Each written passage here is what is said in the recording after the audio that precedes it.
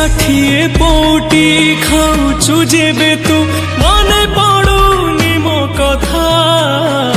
ଭୋକ ଉପାସରେ ତତେ ଡାକୁଥାଏ ତୋରି ଅଧମ ସଖା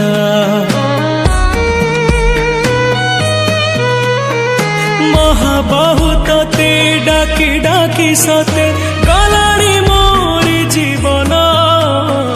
ସହି ପାରୁନାହିଁ ଏତେ ଦୁଃଖ ଦାଉ ଦେଇଦେ ମୋତେ ମରଣ ଜୀବନର ଦୋ ଛକିରେ ମୋତେ ଛାଡ଼ିଲୁ ଆଜିରେ କାନ୍ଦି କାନ୍ଦି ବେଳସରେ ହଉନୁ ତୁ ସାହା ତୋ ପାଇଁ ଗଢ଼ିଛୁ ସୁନା ଦେଉଳ